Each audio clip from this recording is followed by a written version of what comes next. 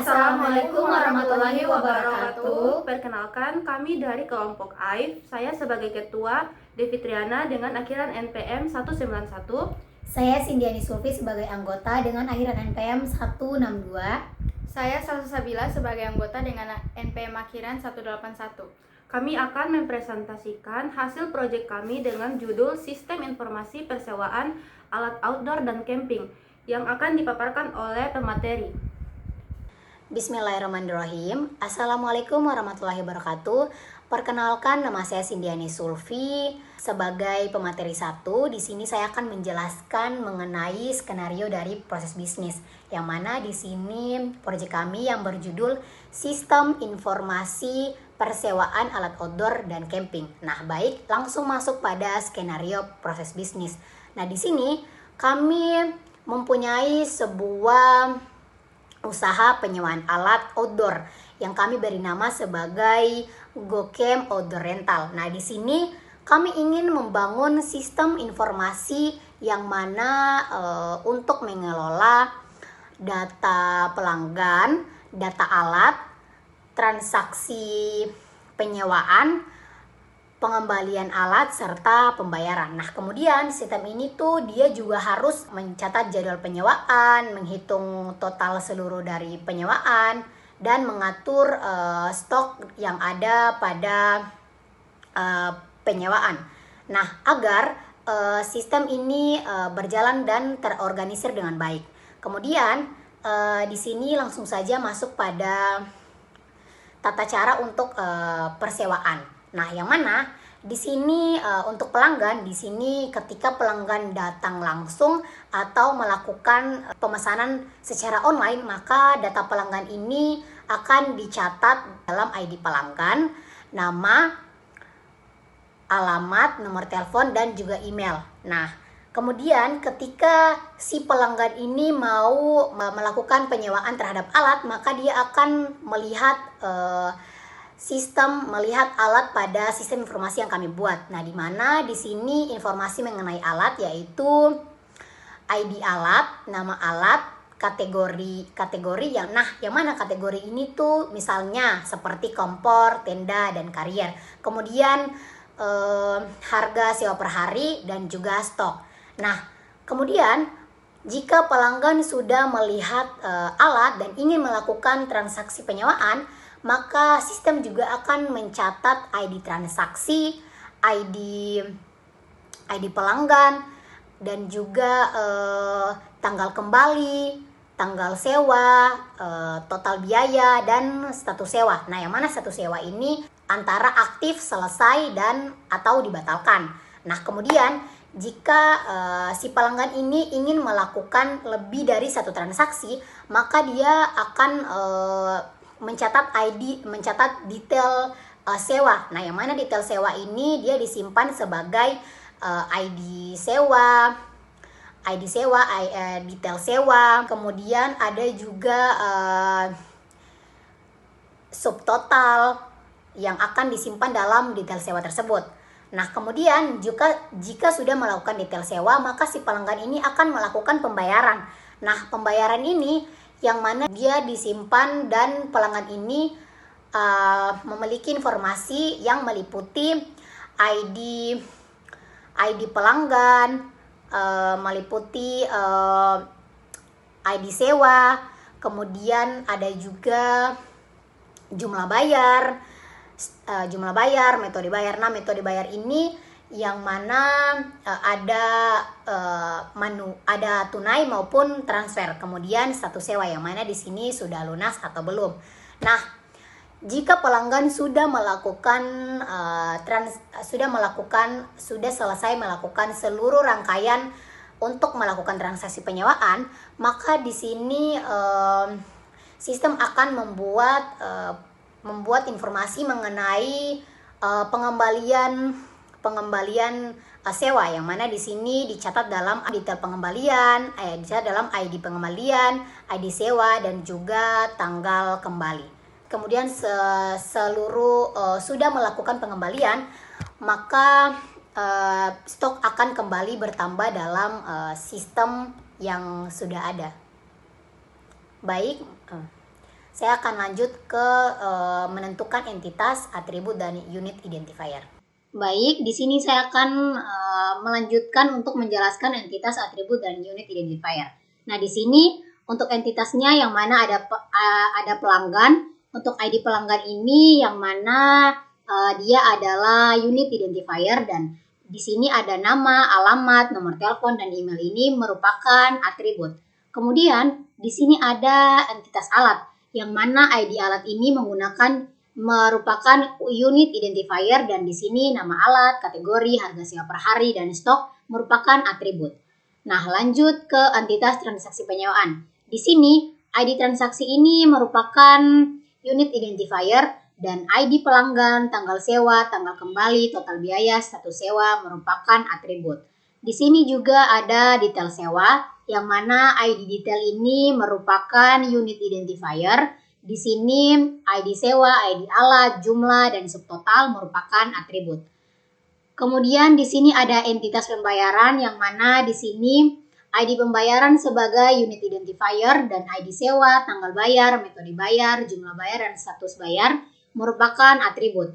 Kemudian di sini juga ada entitas pengembalian, yang mana di sini ID pelanggan merupakan unit identifier, ID sewa dan tanggal kembali merupakan atribut. Nah, di sini kami diminta untuk menentukan relasi dengan menggunakan diagram matriks. Nah, di sini sudah ada tabel matriks, yang mana di sini pelanggan tidak memiliki relasi dengan pelanggan. Pelanggan melakukan transaksi penyewaan. Di sini pelanggan tidak tidak ada relasi dengan detail sewa dan alat. Kemudian pelanggan melakukan relasi dengan pembayaran. Kemudian pelanggan juga melakukan relasi dengan pengembalian. Nah, di sini transaksi penyewaan. Di sini transaksi penyewaan dilakukan oleh pelanggan. Kemudian transaksi penyewaan sendiri tidak ada relasi dengan transaksi penyewaan.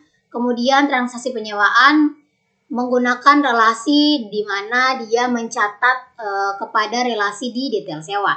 Transaksi penyewaan di sini tidak ada relasi antara transaksi penyewaan dan alat. Kemudian transaksi penyewaan di sini melakukan relasi, yaitu yang mana dibayar melalui pembayaran.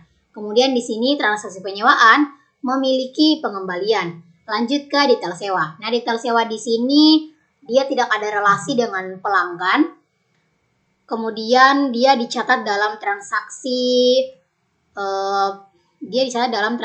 penyewaan. Kemudian dia juga tidak melakukan relasi dengan dirinya sendiri, yaitu detail sewa. Lanjut, dia di sini dia mencatat alat. Dia detail sewa mencatat alat. Kemudian di sini detail sewa tidak ada relasi dengan pembayaran dan pengembalian. Lanjut ke alat. Di sini alat tidak ada relasi dengan pelanggan dan transaksi penyewaan. Dia hanya memiliki relasi dengan detail sewa, yang mana dia dicatat dalam detail sewa. Kemudian alat juga tidak memiliki relasi dengan dirinya sendiri. Di sini alat juga tidak memiliki relasi dengan pembayaran dan pengembalian. Untuk pembayaran di sini relasinya dilakukan oleh pelanggan. Kemudian di sini transaksi penyewaan dilakukan, pembayaran dilakukan untuk transaksi penyewaan. Di sini tidak ada detail sewa, alat, dan pembayaran. Kemudian di sini juga tidak ada pengembalian. Nah, kemudian terakhir di sini pengembalian, yang mana dia dilakukan oleh pelanggan. Kemudian dia dilakukan setelah transaksi penyewaan. Di sini tidak ada relasi antara detail sewa, alat, pembayaran, dan juga pengembalian. Nah, mungkin itu saja yang dapat saya sampaikan. Lebih dan kurangnya saya mohon maaf. Saya akan sampai di sini saja dan akan dilanjutkan oleh pemateri selanjutnya atau teman saya. Baik, sekian dari saya. Terima kasih. Oke, lanjut pada menentukan optionality dan cardinality. Berdasarkan skenario bisnis, maka didapatkan optionality dan cardinality pada 7 relasi. Yang pertama ada relasi antara entitas pelanggan dan transaksi penyewaan. Optionality-nya, setiap pelanggan harus melakukan transaksi penyewaan, dan transaksi penyewaan harus dilakukan oleh pelanggan. Jadi setiap pelanggan yang datang itu akan melakukan transaksi penyewaan. Jadi Optionality-nya yaitu mandatory. Kemudian cardinality. Setiap pelanggan melakukan satu transaksi penyewaan dan satu transaksi penyewaan dilakukan oleh satu pelanggan. Jadi tiap pelanggan itu harus melakukan satu transaksi penyewaan saja. Transaksi penyewaan itu dilakukan oleh satu pelanggan. Jadi cardinality-nya yaitu one to one. Selanjutnya relasi antara entitas pelanggan dan pembayaran. Optionality, setiap pelanggan harus melakukan pembayaran dan pembayaran harus dilakukan oleh pelanggan. Jadi setiap pelanggan itu harus melakukan pembayaran dan pembayaran itu dilakukan oleh pelanggan itu sendiri. Jadi optionality-nya adalah mandatory. Kemudian cardinality-nya, setiap pelanggan harus melakukan satu pembayaran dan satu pembayaran harus dilakukan oleh satu pelanggan. Jadi tiap pembayaran itu harus dilakukan oleh satu pelanggan saja dan satu pelanggan melakukan satu pembayaran. Jadi cardinality-nya adalah one to one. Lanjut, relasi antara entitas pelanggan dan pengembalian. Optionality-nya, setiap pelanggan harus melakukan pengembalian dan pengembalian harus dilakukan oleh pelanggan. Jadi tiap pelanggan itu harus melakukan pengembalian dan pengembalian itu harus dilakukan oleh pelanggan itu sendiri. Jadi optionality-nya adalah mandatory. Kemudian cardinality, setiap pelanggan harus melakukan satu atau lebih pengembalian dan satu atau lebih pengembalian itu harus dilakukan oleh satu pelanggan. Jadi cardinality-nya yaitu one to many. Lanjut pada relasi antara entitas transaksi penyewaan dan detail sewa. Optionality, setiap transaksi penyewaan harus mencatat detail sewa dan detail sewa harus dicatat dalam transaksi penyewaan. Jadi transaksi penyewaan itu dia akan mencatat detail sewa dan di detail sewa itu dia itu dicatat dalam transaksi penyewaan. Jadi optionality-nya yaitu mandatory. Kemudian cardinality, setiap transaksi penyewaan harus mencatat satu atau lebih detail sewa dan satu atau lebih detail sewa dicatat dalam setiap transaksi penyewaan. Jadi transaksi penyewaan ini dia bisa mencatat satu atau lebih detail-detail sewa yang nanti dia akan mewakili alat-alat yang akan disewa. Dan satu atau lebih detail sewa tersebut akan dicatat dalam satu transaksi penyewaan. Nah, jadi cardinality-nya yaitu one to many. Lanjut pada relasi entitas transaksi penyewaan dan pembayaran. Optionality-nya yaitu setiap transaksi penyewaan harus dibayar melalui pembayaran dan pembayaran harus dilakukan untuk transaksi penyewaan. Jadi gunanya transaksi penyewaan itu harus dibayar melalui pembayaran. Jadi transaksi penyewaan harus dibayar melalui pembayaran dan pembayaran tersebut harus dilakukan untuk transaksi penyewaan. Jadi optionality-nya yaitu mandatory. Kemudian cardinality, setiap transaksi penyewaan harus dibayar melalui satu pembayaran dan satu pembayaran harus dilakukan untuk transaksi penyewaan. Jadi transaksi penyewaan itu harus dibayar melalui satu pembayaran saja dan pembayaran itu untuk melakukan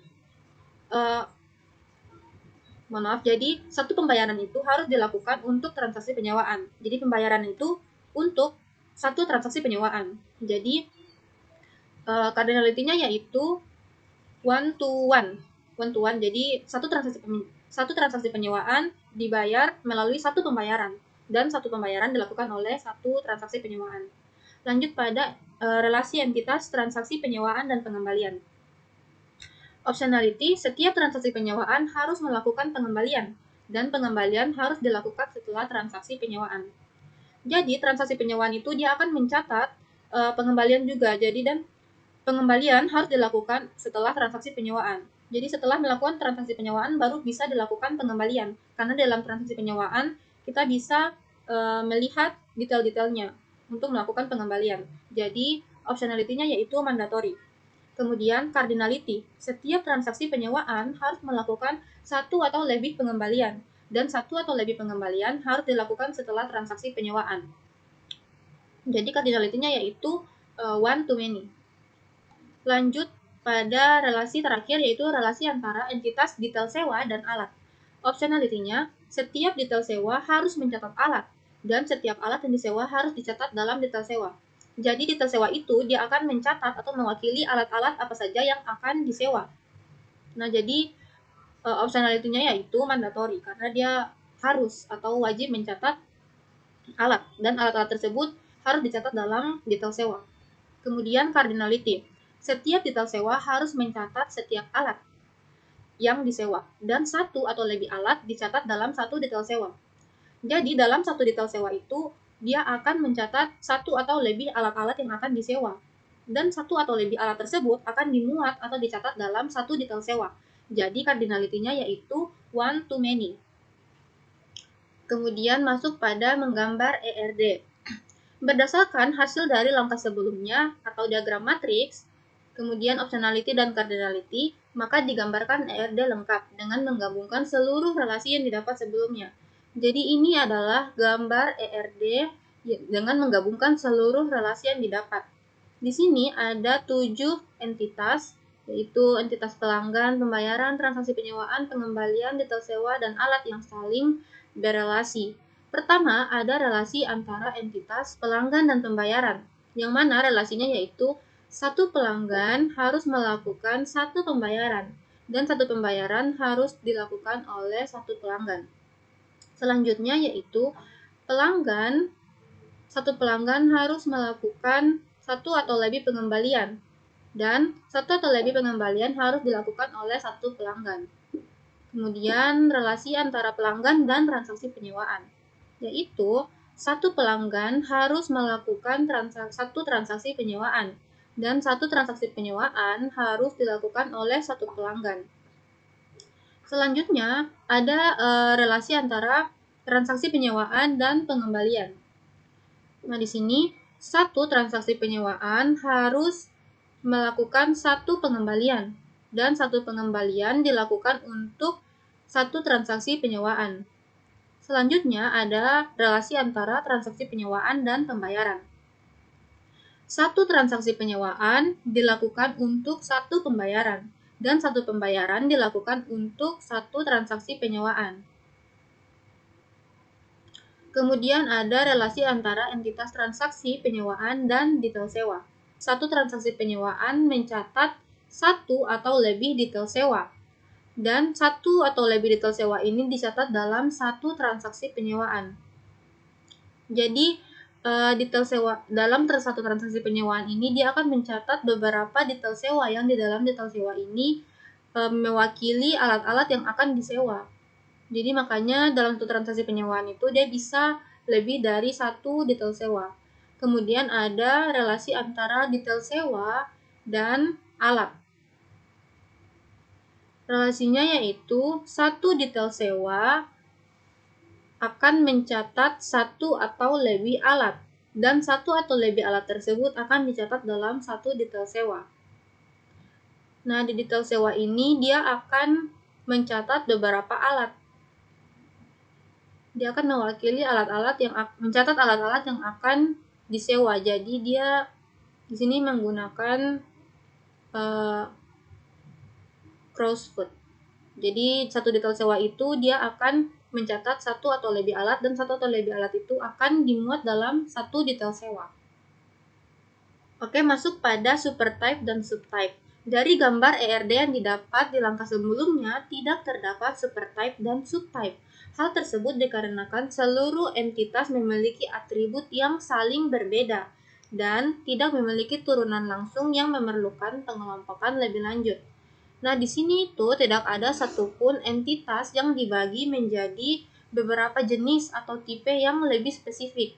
Kita bisa ambil contoh pada entitas pelanggan. Jadi pada entitas pelanggan ini tidak dibagi menjadi beberapa jenis atau tipe. Misalnya pelanggan perorangan atau pelanggan dari perusahaan. Jadi di sini pelanggan itu jenisnya sama. Pelanggan itu semua sama, hanya satu saja tipenya. Makanya di sini tuh tidak memerlukan supertype. Kurang lebih seperti itu. Oke, selanjutnya masuk pada normalisasi. Nah, di sini pada entitas transaksi penyewaan telah terjadi pelanggaran terhadap bentuk normalisasi bentuk ketiga. Ini yaitu entitas transaksi penyewaan. Nah, bentuk normal ketiga ini menyatakan bahwa setiap kolom non-key hanya boleh bergantung pada primary key-nya dan tidak boleh bergantung pada kolom non-key lainnya atau transitive dependency. Namun pada entitas transaksi penyewaan di sini terdapat kolom total biaya. Nah, di sini yaitu kolom total biaya ini. dia tidak bergantung langsung pada ID transaksi, tetapi bergantung pada data lain. Nah, pada kolom total biaya ini, dia itu tidak bergantung pada ID transaksi. Dia itu bergantung pada data lain, yaitu jumlah dan harga sewa. Nah, dia itu bergantung pada, kita bisa lihat pada entitas detail sewa. Di sini total biaya tersebut dia didapat dari jumlah dan subtotal. Kemudian baru didapatkan total biaya. Oleh karena itu dia melanggar bentuk ketiga, yang mana kolom non-key hanya boleh bergantung pada primary key. Namun di sini itu kolom total biaya ini dia bergantung pada data lain, pada tabel pada entitas detail sewa, yaitu jumlah dan harga sewa. Jadi dia itu tidak ada hubungannya dengan transaksi penyewaan, karena transaksi penyewaan ini dia hanya mencatat ID transaksi, ID pelanggan, tanggal sewa, tanggal kembali, dan status sewa. Sedangkan total biaya di sini dia didapat itu dari data lain, yang mana data lain tersebut yaitu jumlah dan harga sewa yang ada pada entitas detail sewa. Nah, jadi solusinya kita akan hapus kolom total biaya dari tabel transaksi penyewaan. Nanti hitung total biaya ini akan dihitung saat dibutuhkan atau query. Masuk pada menyelesaikan masalah relasi many to many. Nah, dari gambar ERD yang didapat di langkah sebelumnya tidak terdapat relasi many to many. Bisa kita lihat pada gambar ERD di sini. Di sini tidak ada relasi many to many karena memang di sini hanya ada relasi one to many dan one to one. Jadi tidak ada relasi many to many. Maka lanjut pada langkah berikutnya yaitu relasi non-transferable. Nah, sebelum itu saya akan menjelaskan apa itu non-transferable. Jadi, non-transferable adalah jenis relasi pada ERD yang tidak boleh dipindah atau dialihkan dari satu entitas ke entitas yang lain secara langsung. Nah, pada ERD yang dihasilkan di langkah sebelumnya terdapat relasi yang non-transferable, yakni relasi antara pelanggan dan transaksi penyewaan. Karena satu transaksi hanya boleh dimiliki oleh satu pelanggan. Bisa kita lihat di sini entitas pelanggan dan transaksi penyewaan. Di situ relasi antara pelanggan dan transaksi penyewaan itu satu transaksi hanya boleh dimiliki oleh satu pelanggan. Jadi satu pelanggan itu hanya boleh memiliki satu transaksi penyewaan. Dia tidak bisa satu transaksi penyewaan ini tidak boleh dimiliki oleh pelanggan yang lain. Jadi dia hanya boleh dimiliki oleh pelanggan tersebut, satu pelanggan saja. Kemudian ada juga relasi antara detail sewa dan transaksi penyewaan. Karena setiap detail sewa harus tetap terhubung dengan transaksi asalnya. Di sini kita bisa lihat transaksi penyewaan dan detail sewa. Transaksi penyewaan itu dia mencatat detail sewa dan dia non-transferable atau dia tidak bisa dipindahkan karena setiap detail sewa harus tetap terhubung dengan transaksi asalnya. Jika dipindah ke transaksi lain, maka akan mengubah catatan penyewaan. Jadi memang transaksi penyewaan ini hanya boleh mencatat detail sewa detail sewa ini hanya boleh dicatat dalam satu transaksi penyewaan saja. Tidak bisa dia berpindah ke transaksi penyewaan yang lain karena nanti dia akan mengubah catatan penyewaannya. Oke, sekian pemaparan materi dari saya. Selanjutnya akan dilanjutkan oleh pemateri berikutnya. Oke, baik. Assalamualaikum warahmatullahi wabarakatuh. Di sini saya akan lanjut ke proses melakukan mapping ke diagram tabel dengan mengisi tipe datanya dan juga mengisi presisinya berdasarkan diagram ERD yang telah dibuat sebelumnya. Jadi di sini misalkan yang pertama saya akan menjelaskan dulu pertama-tama entitas pada ERD. Setiap entitas pada ERD itu ketika kita melakukan mapping dia akan menjadi nama tabel. Sedangkan setiap atribut dari entitas itu akan menjadi kolom pada tabel ketika kita melakukan mapping. Nah, misalkan di sini ketika melakukan mapping yang kami tentukan itu adalah key, optionality, column name, tipe data dan juga presisi. Di sini saya akan jelaskan terlebih dahulu mengenai primary key. Nah, primary key ini tuh dia merupakan kata kunci utama pada setiap tabel yang dimana dia tuh untuk membedakan setiap baris data agar tidak ada yang sama atau duplikat. Jadi misalkan di sini primary key itu ada pada ID pelanggan. Nah, ID pelanggan itu kan dia tuh merupakan unit identifier yang dimana dia tuh tidak boleh sama dengan unit identifier yang lainnya gitu. Jadi dia tuh bersifatnya unik agar dia tidak sama dengan dia tidak sama dengan data dari tabel yang lain. Oke, seperti itu kurang lebihnya. Nah, di sini yang merupakan primary key itu hanya ID pelanggan, karena setiap ID itu dia tuh merupakan unit identifier. Jadi dia tuh harus unik untuk menjadi pembeda antara unit identifier yang lain. Seperti itu. Terus optionality. Optionality di sini ada mandatory dan juga optional. Yang dimana untuk mandatory itu kita menggunakan simbol asterik bintang atau asterik untuk menentukan bahwa setiap atribut itu dia tuh bersifat mandatory. Misalkan di sini nama kolom ID pelanggan dia mandatory. Lalu kata kuncinya itu merupakan primary key. Lalu di sini nama pelanggan juga mandatory. Nah, mandatory ini kan dia tuh merupakan data yang nilainya tuh tidak boleh kosong. Jadi harus terisi. Seperti itu. Nama pelanggan, alamat, nomor telepon itu merupakan mandatory yang harus terisi nilainya. Sedangkan email di sini, dia ini ditandai dengan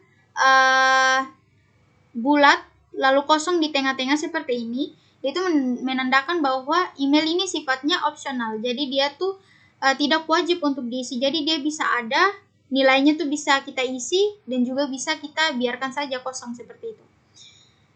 Lalu di sini kami menentukan tipe datanya. Nah, ID pelanggan ini bertipe data number karena ID pelanggan itu kan biasanya misalkan NPM saya 073524111181. Nah, di situ. Jadi dia merupakan tipe datanya tuh number atau angka. Terus nama pelanggan, alamat, dan juga nomor telepon itu tipe datanya adalah varchar 2. Jadi dia tuh bersifat karakter. Seperti itu. Email juga seperti itu, varchar 2. Dia bersifat karakter.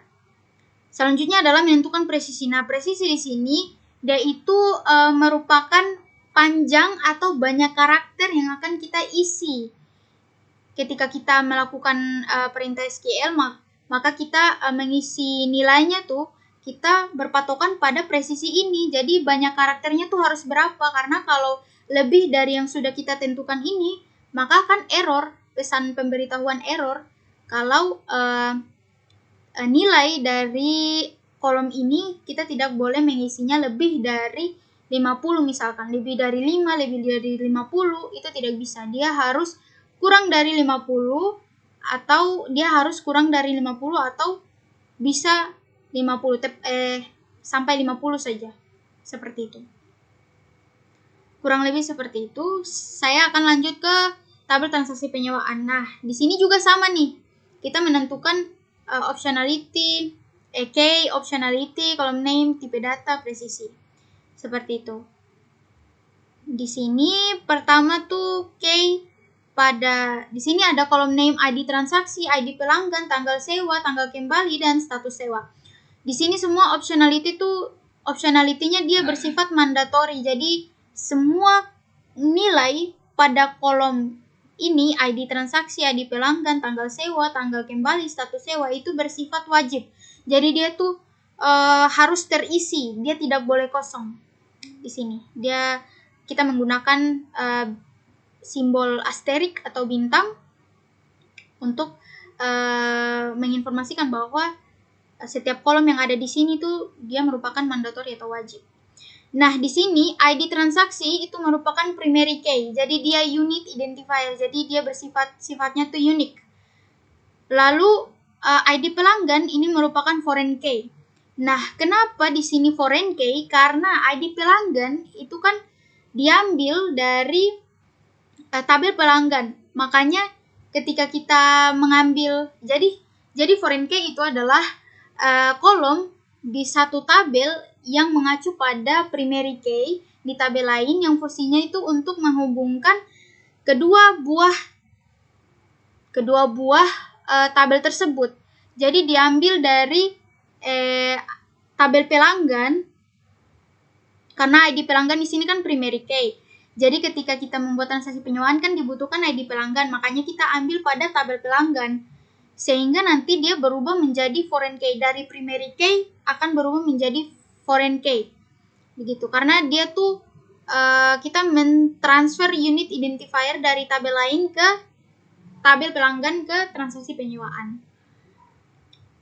Lalu di sini tipe datanya ID transaksi dan ID pelanggan itu number, lalu tanggal sewa dan tanggal kembali itu date. Karena di sini kenapa presisinya kosong?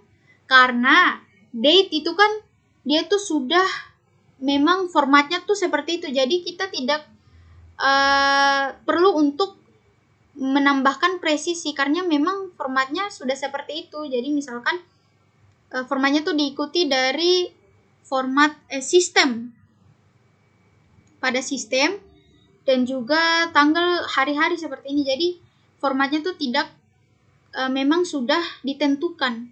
Jadi kita tidak perlu menentukan presisi karena dia tuh tipe data date itu kan dia tidak bisa diubah gitu.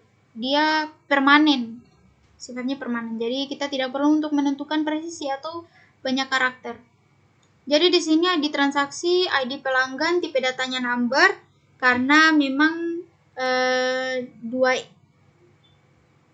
kedua kolom ini kan dia tuh merupakan unit identifier yang kita tuh menggunakan tipe data number karena dia berisi angka-angka dan lebarnya tuh 5 varchar. Terus di sini status sewa varchar tuh tipe datanya, panjangnya tuh minimal atau maksimal 20 karakter. Maksimal 20 karakter. Saya akan lanjut ke perintah SQL DDL.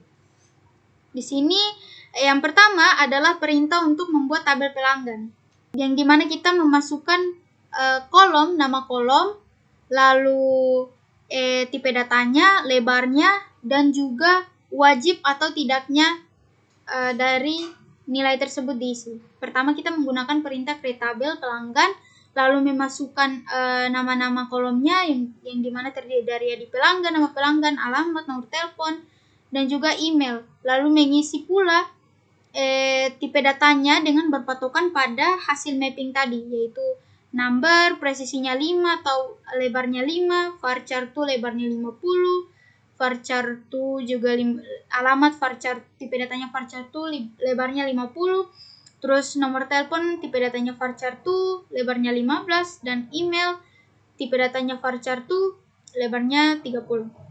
Di sini ID pelanggan itu pada tabel di atas hasil mapping dia itu merupakan primary key. Berarti di sini kita menggunakan constraint karena dia tuh sifatnya mandatory dan wajib diisi nilainya.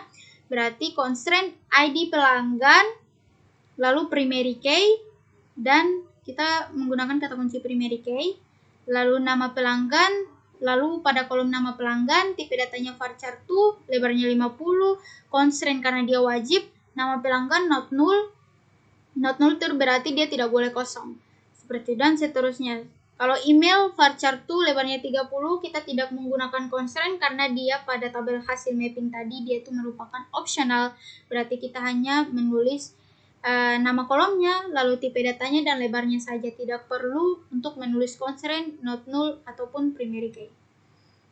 Lalu kita running, setelah di running tabel created, lalu untuk menampilkan tabel yang sudah dibuat, berarti kita menggunakan perintah dash pelanggan titik koma, sehingga ditampilkan sehingga tampilannya seperti berikut. Di sini sudah tertera tabel pelanggan, kolomnya ada ID pelanggan, nama pelanggan, alamat, nomor telepon, email, data type-nya sudah benar, lebarnya precision, lebar dari untuk length ini kan untuk varchar, tapi di mapping tadi kan kita menggunakan presisi karena presisi itu sudah menyangkut keduanya. Nanti ketika kita menggunakan perintah SQL ini nantinya akan dibedakan tuh, karena kan number itu masuk ke precision atau banyak angkanya, banyak angkanya, sedangkan varchar tuh masuk ke length karena banyak karakter atau string yang ada pada nama kolom tersebut. Oke, lanjut ke perintah nomor 12 yang dimana kita di sini diperintahkan untuk membuat perintah SQL untuk memasukkan contoh data pada setiap tabel. Setiap tabel diisi dengan 3 baris data. Pertama yang akan kita isi datanya adalah tabel pelanggan. Nah, cara yang dipakai di sini adalah dengan menggunakan format satu kali perintah untuk memasukkan data beberapa baris sekaligus. Jadi kita menggunakan insert all, lalu into nama tabel, lalu memasukkan setiap kolom, lalu diisi dengan nilainya. Seperti itu, seterusnya sampai 3 data berhasil diisi. Lalu perintah insert all ini dia itu gunanya tuh untuk ketika kita menjalankan, kita hanya perlu memblok satu kali saja untuk menjalankan perintah atau untuk menambahkan nilai-nilai atau data ke dalam tabel pelanggan. Sehingga kita tidak perlu lagi untuk merunning atau menjalankan per baris dari perintah ini. Cukup dengan memblok semuanya lalu merunning dan otomatis akan ditambahkan semua nilainya di dalam tabel pelanggan. Kurang lebih seperti itu. Lanjut ke tabel transaksi penyewaan. Untuk transaksi penyewaan ini kita tidak menggunakan format satu kali, yang dimana kami menggunakan insert into nama tabel lalu diikuti dengan nama kolom dan diisi nilainya menggunakan kata kunci atau perintah values. Menggunakan insert into lalu diblok diblok satu per data yang kita masukkan. Jadi diblok satu-satu dan dijalankan satu persatu. Pertama kita insert into transaksi penyewaan, kita memasukkan data pertama, lalu kita blok dan kita jalankan. Selanjutnya kita mengisi data kedua dengan perintah yang sama, kita blok dan lalu kita jalankan, lalu sampai seterusnya sampai ke data ketiga. Di sini kan diminta ID transaksi. Pada tabel transaksi penyewaan yang kita isi kolomnya itu adalah ID transaksi, ID pelanggan, tanggal sewa, tanggal kembali, dan status sewa. Lalu diisi nilainya menggunakan perintah values, yang dimana ID transaksi ini 011, lalu ID pelanggan 001, lalu tanggal sewanya kita menggunakan format to date 12, misalkan tanggal sewa 12 Januari, tanggal 12 bulan Januari 2025, berarti kita menggunakan format DD, MON, dan YYYY. Jadi tinggal disesuaikan saja formatnya. Kalau di sini Januari atau di sini Januari bulannya tuh 01, berarti di sini kita menggunakan MM. Monnya diganti dengan MM. Tapi karena di sini kita menggunakan format Januari, nama bulannya berarti kita menggunakan bulan atau mon. Lalu tanggal kembali juga sama saja, kita menggunakan format to date karena tanggal sewa dan tanggal kembali itu berisi tanggal, makanya kita menggunakan kata kunci to date. Lalu status sewanya di sini ada 2 yang kami pakai, yaitu masih berlangsung, sudah dikembalikan, masih berlangsung, dan sudah dikembalikan. Masih berlangsung ini dia tuh menandakan bahwa peminjam atau penyewa itu masih menyewa alat-alat untuk bercamping atau kemah tadi. Seperti itu. Jadi dia masih berlangsung. Dan kalau status sewanya sudah dikembalikan, berarti pelanggan atau penyewa itu sudah mengembalikan atau sudah selesai menyewa alat-alat untuk camping tadi. Begitupun seterusnya. Nah, setelah membuat perintah ini, setelah kita running dan setelah kita blok dan kita running, untuk menampilkan data sebagai bukti bahwa data sudah masuk atau tidak, kita menggunakan perintah select from dari tabel yang kita buat, dari tabel yang sudah dibuat tadi. Berarti select from transaksi penyewaan dan tertampilkan seperti berikut. Di sini ID transaksinya 12, 13 dan 11. Di sini ID pelanggannya 2, 3 dan 1. Karena di sini kita tidak menggunakan perintah order by ID transaksi, berarti otomatis dia tuh tidak terurut. Tetapi kalau kita menggunakan perintah order by ID transaksi atau ID pelanggan, berarti otomatis akan terurut dari 1 sampai ke 3. Tetapi karena kami tidak pakai, dia tidak terurut atau berantakan seperti ini. Tapi tidak jadi masalah karena nilainya kan sesuai ya dengan yang kita inputkan atau kita isi tadi. Tanggal sewanya 25 Mei 2025 dan tanggal kembali ya sudah sesuai dan status sewanya juga sudah sesuai. Lalu selanjutnya adalah menjalankan perintah join. Di sini adalah tabel pelanggan dan tabel transaksi. FK foreign key sama dengan ID pelanggan natural join. Kita menggunakan perintah natural join. Berarti menggunakan perintah pertama tuh kita menggunakan perintah select nama pelanggan, misalkan select nama pelanggan, ID pelanggan, dan status sewa dari data pelanggan. Natural join dengan transaksi penyewaan. Dia join atau dia bergabung dengan tabel transaksi penyewaan yang dimana nama pelanggan dan ID pelanggan ini berasal dari tabel pelanggan. Lalu status sewa ini berasal dari tabel transaksi penyewaan. Digabung dengan menggunakan perintah natural join sehingga ketika kita jalankan maka tertampilkan seperti ini. Nama pelanggan Devi, Cindy, Salsa, ID pelanggannya 1, 2, 3 dan status sewanya masih berlangsung, sudah dikembalikan. Seperti itu. Oke, dan itu saja. Kurang dan lebihnya saya mohon maaf. Dengan begitu saya tutup presentasi ini dengan mengucapkan wabillahi taufiq wal hidayah. Wassalamualaikum warahmatullahi wabarakatuh. Sekian presentasi dari kelompok kami. Sebelum menutup presentasi ini, kami akan memberikan kesan positif. Bagi saya, proyek ini memberikan kesan yang mendalam karena sebagai pemula saya dapat belajar bagaimana sebuah database dirancang dan diterapkan pada sistem yang nanti akan digunakan pada dunia usaha. Bagi saya, proyek ini dapat memberikan pengalaman baru bagi kita, bagaimana kita memahami alur kerja database, dan bagaimana kita mengimplementasikannya secara nyata di Oracle Apex. Bagi saya, kesan positif yang saya terima adalah bahwa kerjasama tim selama proses pengembangan sistem memberikan pengalaman berharga dalam berkolaborasi, memecahkan masalah bersama-sama, serta mengembangkan kreativitas dalam merancang solusi terbaik selama proses perancangan proyek kami ini. Sekian presentasi kali ini, kami tutup dengan wabillahi taufiq wal hidayah. Wassalamualaikum warahmatullahi wabarakatuh.